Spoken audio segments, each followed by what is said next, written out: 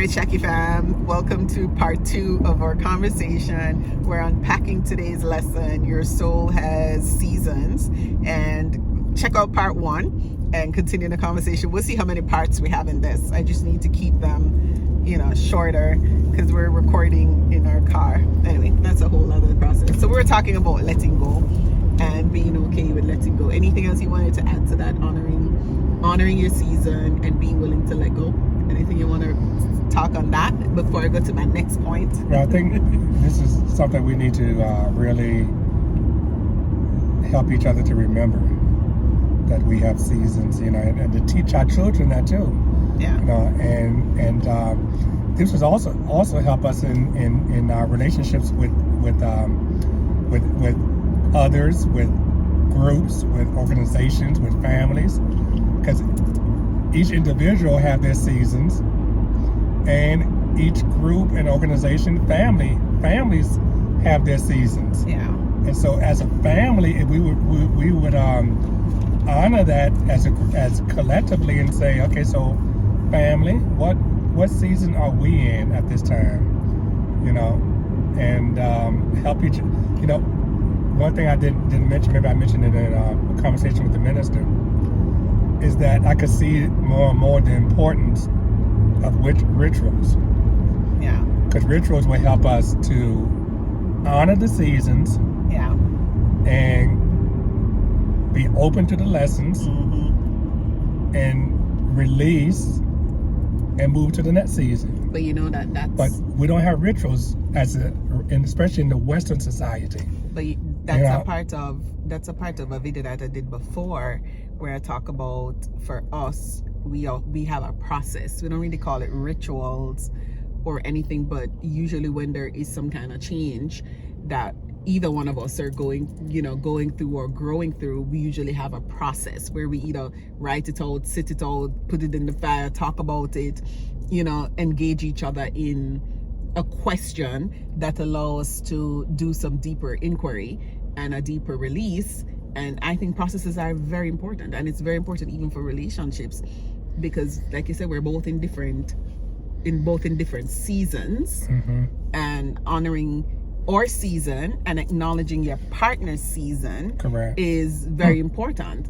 And this just brings us to the natural next part of the conversation that I wrote down in my book, which is honoring how seasons impacts relationship.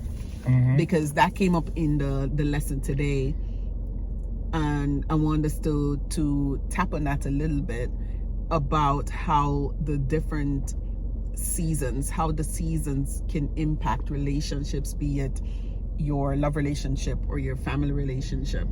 Let's delve into that deeper. I mean, even with us or with our larger scale, what comes up for you around that?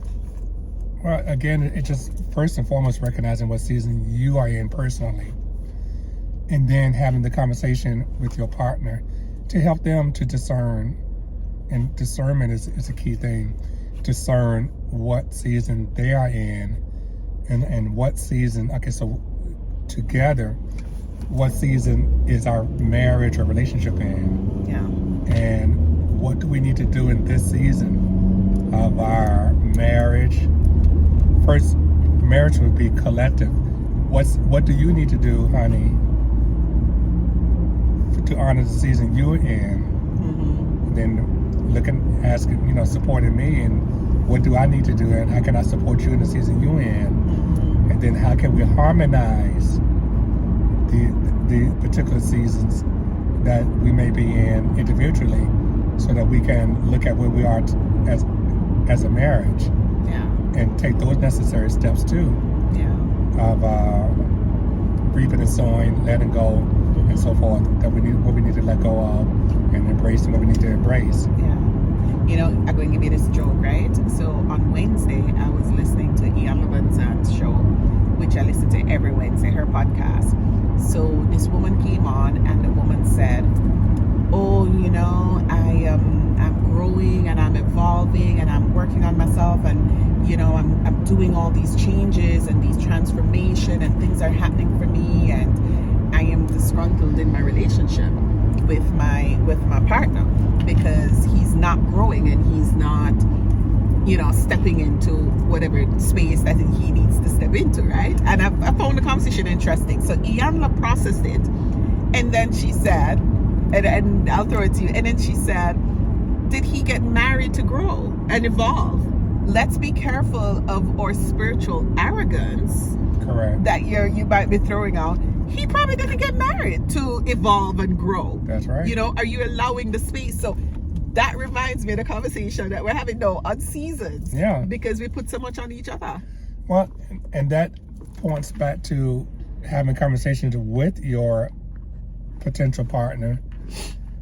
What is the purpose of this marriage for you? Right.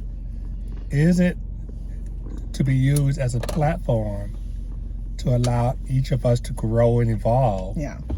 Or do you see it only as a platform for fun and entertainment? Mm-hmm. You know, which is okay. It's okay, and you can have both. Yeah.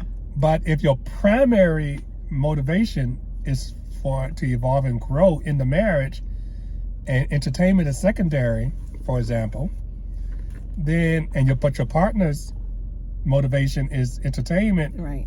First of all, and evolving and growing is just an afterthought. You know, if it happens, it happens. Then of course there's going to be conflict after a while, after the glow wears off. You know, so that's a conversation that I'm learning to have more and more with couples as I work with them. Yeah. Why are you getting married? What is the purpose of this marriage? We go into part 3 because that's a big conversation. Stick around for part 3.